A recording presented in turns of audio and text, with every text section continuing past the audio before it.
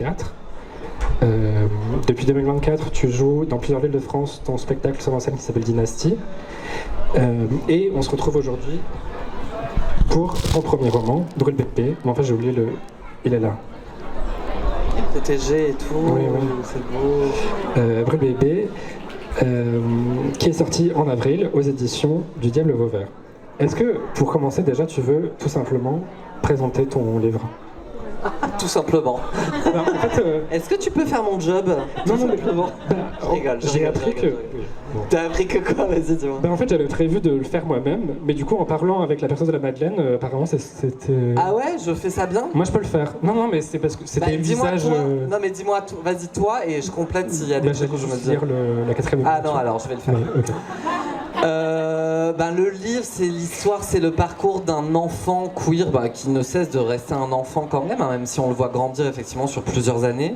Mais c'est la course effrénée d'un enfant queer qui cherche absolument à se déconstruire coûte que coûte, qui est poussé à cette déconstruction et qui se demande à un moment comment faire pour quand même embarquer un petit peu la seule personne qui fait son tout, sa vie, sa famille, qui est sa mère. Comment faire pour que cette personne soit embarquée dans le chemin de sa déconstruction et pour pas qu'il la perde totalement. Voilà. Moi, je voulais juste dire d'abord que le livre est super. Parce que, voilà. Il y a des gens qui l'ont lu aussi, ici ou pas ? Une personne. Ok. Merci. Trop bien. Ah oui, mais du coup, je peux le dire dès maintenant, vous aurez l'occasion de l'acheter ensuite grâce à notre partenaire, la librairie L'Astrolabe, qui est à Instant Justice. L'Astrolabe, incroyable. On en reparlera plus tard, à la fin.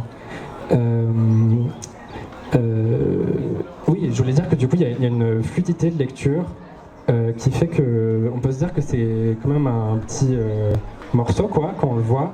Mais ça passe super vite, quoi. C'est un peu... Quand je l'ai fini, j'étais là, mais c'est déjà... Enfin, il y a un peu un truc où ça nous échappe, quoi. Le récit... Voilà. Bon, première question. Du coup, le livre s'ouvre à Paris, place de la République, le 3 juillet 2024. On est à 4 jours du second tour des élections législatives anticipées. Et tu prends la parole pour le collectif LGBTI Les Invertis lors d'un rassemblement contre l'extrême droite. C'est un moment qui est assez important du récit, puisqu'il revient dans la suite du livre. Est-ce que tu peux nous parler de ce moment-là en particulier et de son importance par rapport aux enjeux qui sont explorés dans le livre ? Alors le livre, il est, mais peut-être qu'on aura l'occasion d'en reparler, mais c'est vrai qu'il est à cheval entre plusieurs récits, plusieurs écritures, il s'apparente beaucoup à ce qu'on appelle l'autofiction, parce qu'il y a effectivement pas mal d'éléments personnels, intimes, mais il y a aussi beaucoup de fiction, et c'était l'intérêt aussi de travailler sur le livre, c'était d'apporter beaucoup d'imaginaire, d'écriture onirique aussi, et de fiction à travers un parcours queer. Mais effectivement, cet événement a bien eu lieu, pas tout à fait de la même manière, parce que le personnage est en drague au tout début du livre. Moi, c'était pas le cas, mais en tout cas, ce qui a été à l'origine un peu du livre, et puis ce qu'on ressent aussi, ce qu'on perçoit pendant tout le parcours du personnage, c'est effectivement qu'il est comme ça heurté, comme des coups de canif un peu qui lui sont faits à chaque fois dans sa construction par l'événement politique. Et ses prises de parole et sa parole queer en fait, il se fait un peu comme ça être politique à travers plusieurs événements. Et c'est pour ça que ça paraissait important de commencer par un événement politique majeur dont il est un peu au centre. Et ça sera le point de départ de tout le reste du livre. Il y a une importance dans le récit des lieux, en tout cas j'ai trouvé, mais les lieux géographiques. Chaque lieu est chargé d'une importance symbolique, et moi quand je me rappelle mon expérience de lecture, je revois d'abord les lieux et ce qu'ils représentent dans le récit. Il y a l'appartement en banlieue bordelaise qui est rattaché à la mer, il y a l'école de danse, il y a la cave, et par exemple si je dis supermarché, tout de suite... Oh. C'est bon, y a des... Ça évoque le sentiment bien précis Du coup, ça m'a perturbé. Ça évoque un sentiment bien précis qui revient à chaque fois qu'on revient au supermarché. Il y a aussi des parallèles qui sont faits entre des éloignements affectifs, avec des distances bien physiques, entre du coup Paris et la banlieue. Est-ce que tu peux parler un peu de l'importance des lieux dans ton récit et si ça s'inscrit dans une volonté de ramener le politique à des choses très concrètes et matérielles? Ouais, oui, c'est ça. Il y avait une volonté, oui, de ramener, effectivement, comme tu dis, à des choses très concrètes. Et le lieu, en fait, ce qui a, je pense aussi, peut-être qui est assez impactant ou qui peut laisser un peu une marque dans le récit par rapport aux lieux, c'est que les lieux, ils sont un peu décrits et ils ont un impact sur le personnage, un peu comme s'ils étaient eux-mêmes des personnages. C'est-à-dire qu'effectivement, le supermarché Auchan, qu'on revoit très souvent dans le roman, pendant le parcours du personnage principal d'Alex, effectivement, c'est un lieu qui va être témoin, lui, de son évolution sociale, de sa déconstruction, du fait qu'il est en train de devenir ce qu'il combattait aussi un petit peu avant, une forme de bourgeoisie via l'art et son expansion dans ce domaine. Et chaque fois, il revient un peu dans ce supermarché comme un parcours un peu initiatique et à chaque fois, il se retrouve bousculé, lui, dans son endroit à lui de construction et de déconstruction en l'occurrence. Et c'est un petit peu, en fait, le supermarché, il agit un peu comme la mère aussi, qui est à la fois très présente et très absente dans le roman. Mais la chambre d'enfant, c'est pareil. La chambre d'enfant, elle bouge, elle évolue. Elle devient de moins en moins une chambre qui le protège, mais de plus en plus une chambre dont il est totalement inconnu et étranger. Comme si c'était aussi mis en parallèle avec la relation avec la mère. Donc comme ça, les lieux reviennent. La banlieue, effectivement, bordelaise. Il y a des fois où il va dans des rues à Bordeaux, où il croise d'anciens amis à qui il n'arrive même plus à parler, à nommer les choses. En fait, le lien ne se fait plus. Et c'est pareil, les rues de Bordeaux deviennent aussi le symbole de ce gouffre qui se creuse. Donc c'est ça, c'est vrai que les lieux dans le roman sont très présents parce qu'ils sont très personnifiés aussi et ils traduisent de l'éloignement et de l'évolution du personnage. Une des choses qui m'ont le plus impressionné à la lecture du livre, c'est que tu arrives à articuler comment ce parcours s'articule avec des enjeux de classe et de genre qui sont enchevêtrés ensemble, mais sans jamais passer par des concepts théoriques, politiques ou sociologiques, avec lesquels on sait que pourtant tu es familier, mais en passant uniquement par les ressentis, les sens, les émotions. Et en 2023, tu avais dit passer par des choses vraiment sensorielles, sortir de la pensée qui ne passe pas par le corps. C'est ça qui m'a aidé. Est-ce que c'était dans ton projet, conscient dès le départ, de jamais convoquer des termes théoriques pour expliquer ton parcours, mais de passer uniquement par le corps, le ressenti, les sensations qu'on retrouve beaucoup dans ton récit? Oui, c'était. Oui, et puis convoquer. Tout à l'heure, je parlais aussi d'écriture de l'imaginaire ou d'écriture onirique. Convoquer aussi les imaginaires queer, honorer ça.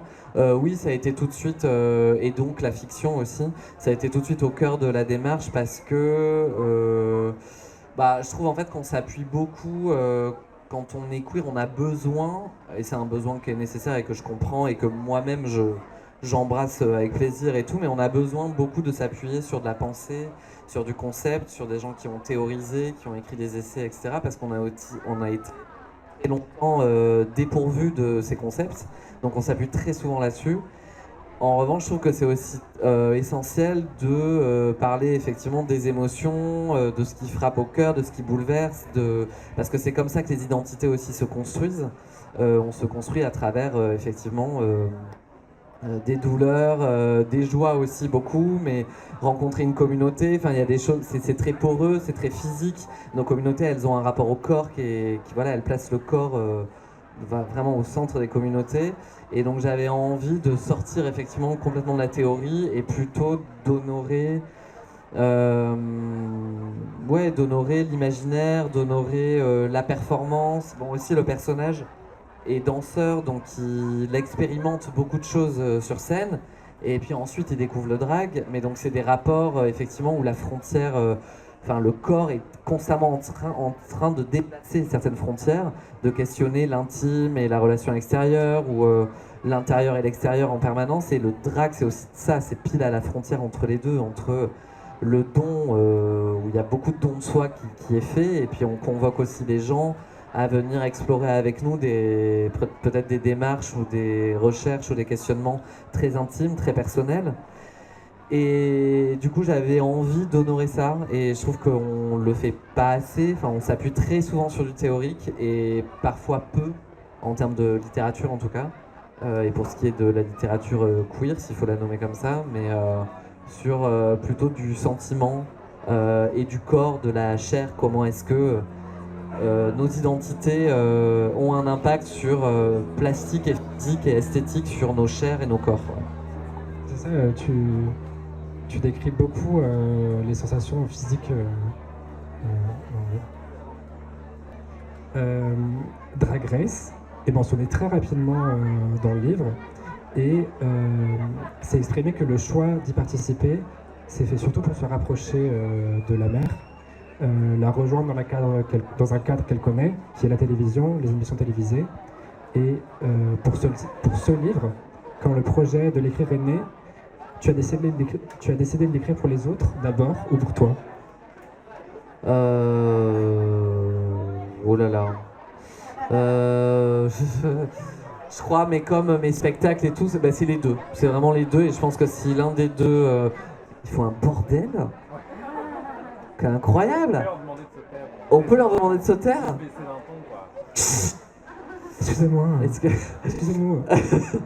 Non mais je pense que comme tout ce que je fais, c'est un peu des deux, et que si l'un des deux disparaissait, c'est-à-dire, je parlais tout à l'heure de dons et de convoquer les gens aussi à venir à nous, à venir questionner des choses très personnelles, je pense que là c'est un peu la même chose. C'est-à-dire que si d'un coup j'écrivais ou je faisais des spectacles uniquement pour les autres, je pense que ça serait totalement désincarné, et que ça serait très peu nourri en fait de moi, de ce qui me bouleverse. Et je pense aussi que si c'était que quelque chose de moi à moi, où j'essayais de comprendre des choses pour moi, en fait ça traverserait pas, et du coup moi je perdrais aussi l'intérêt de... Moi je pense que justement j'essaye de...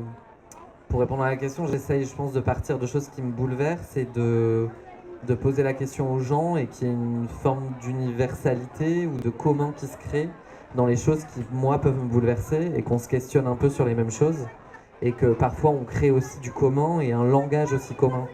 Bon, alors là, c'est d'autant plus patent que c'est un livre, donc effectivement, quand on parle de langage et de poser des mots sur des parcours queer, c'est aussi convoquer les gens à venir se rassembler autour d'un récit queer, donc de mots queer, d'un langage queer. Mais ça part effectivement d'expériences personnelles et de choses qui, moi, me touchent. Mais je pense que l'intérêt, enfin, la question, elle est hyper intéressante, parce que justement, je pense que l'intérêt, peut-être, non, je me suis jamais posé la question comme ça, mais de tout ce que je fais, c'est justement d'être pile au milieu, quoi. De parler de choses qui, moi, encore une fois, me déplacent quotidiennement, me font poser questions et m'émeuvent beaucoup, et venir apporter ces questionnements-là à des gens, en pensant que ça va créer du commun, et c'est ce qui se passe. Et je pense que c'est vraiment pour ça que je fais ça. Est-ce que tu penses pas que... Enfin, est-ce que l'expérience d'écrire ce livre, ça t'a apporté quelque chose, ou il y a eu un aspect, je sais pas, thérapeutique? Cathartique un peu, déjà ça m'a permis d'assumer aussi l'exercice, parce que moi j'ai commencé, vraiment j'ai dit à mes potes que j'écrivais un livre 3 semaines avant qu'il sorte, enfin vraiment je l'ai dit à personne, il y avait un truc où j'assumais très peu, voilà, alors que c'est pourtant au cœur de ce que je fais depuis toujours, parce que j'écrivais, je faisais plutôt, maintenant les gamins, je faisais une écriture de plateau, je faisais une écriture de plateau, mais c'était quand même une écriture, il y avait déjà une démarche quand même, c'est un peu la même chose. En fait, on a tendance aussi à mettre dos à dos l'écriture d'un livre et le spectacle vivant, comme si le livre était très mort, alors que... J'hallucine. Alors qu'en fait, il n'y a rien de plus vivant que l'écriture. C'est quelque chose de très vivant, de très sensuel, il y a un rapport, comme tu le disais, au corps. Donc moi je trouve que les pratiques sont très communes, mais pour autant quand il a fallu écrire un livre, moi j'assumais pas du tout, aussi parce que je pense que moi dans mon enfance et tout, le livre a été beaucoup un rempart, enfin, ça a été beaucoup quelque chose de, enfin, déjà de totalement absent au cœur de la famille et enfin, dans la maison, enfin, dans l'appart, il y avait absolument pas de livre. C'était un objet totalement absent. Donc je pense qu'il y avait un frein par rapport à ça, mais aussi, je sais pas, il y a un truc que j'assumais pas du tout. Donc je pense que le livre m'a appris aussi à assumer la démarche et la volonté et le plaisir que j'avais à écrire, ce qui était vraiment pas le cas. Et ensuite, parce que c'est quand même un sujet que j'évoque depuis plusieurs moments. J'ai quand même fait 2 spectacles pas directement liés à ça, mais j'ai fait un spectacle sur l'héritage et puis un spectacle aussi sur la notion de travail, de qu'est-ce qu'on lègue à travers le travail. Donc c'est quand même des thématiques qu'on retrouve beaucoup dans le livre. Donc je travaille quand même beaucoup autour de ces sujets un peu périphériques, mais c'est la première fois que ça m'a fait regarder des gens de ma famille, en l'occurrence ma mère, vraiment avec un autre regard. Ça m'a fait vraiment dézoomer sur des problématiques qui sont très collées à moi. Ça m'a fait regarder les gens avec plus de complexité. Ça m'a fait regarder aussi ma déconstruction avec plus de complexité et de tendresse. Donc j'avais un rapport beaucoup plus violent. Et d'ailleurs, la violence est au cœur aussi du livre. Ça, c'est assez assumé. C'est une violence très salvatrice et créatrice, mais elle est tout le temps présente dans le livre. Et je pense que le décrire m'a permis de dézoomer un peu et d'être plus apaisé avec beaucoup de choses. Ouais. Dans 2 secondes, on se l'est en fait. Dans 2 secondes, je dis un truc et vous êtes là comme ça. Trop bien, j'adore. T'étais ce matin en Belgique, t'étais à une rencontre au sujet de ton livre hier soir. C'est une rencontre qui s'est inscrite dans une tournée dans 15 villes différentes depuis la sortie du livre le 9 avril dernier. On voit que, au-delà du fait de marquer le coup, ça s'inscrit dans une volonté de sortir ça s'inscrit dans une volonté que la sortie du livre soit quelque chose qui se vive au-delà du médium papier.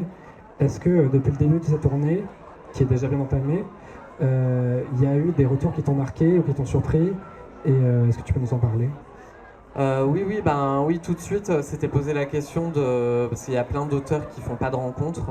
Enfin, bon voilà, chacun a ses démarches et tout, mais c'est vrai que moi tout de suite j'ai voulu avec la maison d'édition, on était d'accord sur le fait qu'il fallait absolument, vu ce qui était au cœur du livre aussi, que ça se passe par la rencontre, voilà, et que ça vienne aussi provoquer aussi des discussions avec les gens concernés, puis avec des gens moins concernés, mais qui seraient du coup qui découvriraient peut-être aussi des récits ou des parcours queer à travers le livre. C'est très essentiel, et donc c'est vrai qu'il y a cette tournée qui s'est construite un peu intense. Oui, il y a eu plein de retours, de gens, de queer aussi qui sont concernés, qui évoquent très souvent une certaine justesse. Enfin, après, moi j'ai un truc que j'assume le fait de ne pas assumer, c'est que je ne veux pas, et ça a été aussi très clair dès le début, je voulais surtout pas asséner de vérité. Donc le livre en fait c'est le parcours d'une personne, d'un personnage en l'occurrence en plus, qui prend des dimensions un peu fantastiques aussi à des moments dans le livre, etc. Mais il n'y a pas... moi je voulais surtout pas, parce que je trouve qu'on est beaucoup, on nous répète beaucoup, voilà le parcours queer, voilà le parcours lesbien, voilà le parcours gay, Et encore une fois on s'appuie beaucoup sur de la théorie, sur des parcours, sur de la pensée qui a été... On pense à plein de choses, déjà j'ai même pas besoin de les nommer, on pense à énormément d'auteurs et d'autrices qui ont écrit brillamment sur le sujet, ou quand on parle de transfuge, on évoque aussi tout de suite, il y a des noms qui nous viennent, et moi je voulais tout de suite pas courir, que ça soit pas la recherche de la vérité le livre, mais que ça soit plutôt un livre qui convoque et invoque un récit, un parcours très singulier. Mais il s'avère qu'il résonne avec évidemment plein de parcours queer, parce qu'on est quelque part, c'est aussi, on est fait du même bois, on partage aussi beaucoup de choses quand on est queer, et c'est ce qui nous fait, c'est ce qui crée l'ensemble. Donc j'ai beaucoup de retours de gens bouleversés par la part qui résonne en eux, voilà, du parcours un peu commun. On m'a aussi dit que la mère était, alors que c'est drôle parce qu'elle est vraiment, elle est très là, la mère, mais elle est très absente. Enfin, il n'y a jamais de confrontation entre eux, il n'y a jamais d'explication. Elle dit parfois une phrase comme ça, mais sur 15 pages, elle va dire une phrase ou quelques mots. Donc elle est vraiment très absente, et c'est ce qui est au cœur du roman aussi, l'absence de mots, l'incapacité entre les deux à pouvoir dialoguer. Mais on m'a beaucoup dit que la mère était hyper juste, donc ça me touche beaucoup, parce que c'était un personnage voilà, que j'aimais énormément et que je voulais vraiment honorer. J'avais hyper peur que les gens la détestent, c'est hyper bizarre. Alors, je pense que c'est plutôt le personnage des fois qu'on déteste, hein, le personnage principal, mais la mère est très touchante, je pense. Et ça, on me l'a beaucoup dit, qu'elle était très juste au bon endroit. Donc, voilà. Ce qui m'a le plus laissé de questions à la lecture de ton livre, c'est la fin. Sans en dire plus que ça, je trouve que la fin du livre est un peu ambivalente, puisque le dénouement, ou une sorte de réaction en réponse aux enjeux du livre, c'est la destruction. Destruction qui est totale, qui détruit, mais sans vraie distinction, jusqu'au foyer familial. Et tu as dit, j'essaie toujours à chaque fois, même si le point de départ est toujours politique, de proposer une forme de poésie ou une solution. La poésie, elle est là, tout au long du livre. Mais est-ce que, au-delà ou après la destruction, tu as trouvé, toi, une solution ?